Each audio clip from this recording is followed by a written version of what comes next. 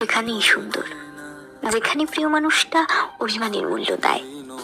অভিমান আদুরে একটা শব্দ, যেখানে লুকিয়ে থাকে হাজার যত্নের খামতি, আরো বেশি ভালোবাসা পাওয়ার বাহানা।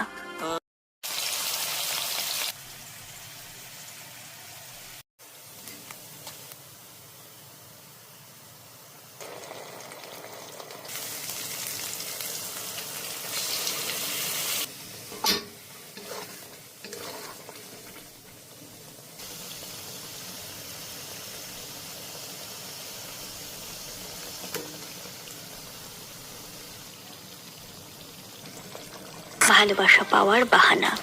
মানুষ সবার উপর রাগ করতে পারে, তবে সবার উপর অভিমান করতে পারে না। অভিমান হয় একান্ত নিজের মানুষের উপর, যার উপর অধিকার আছে।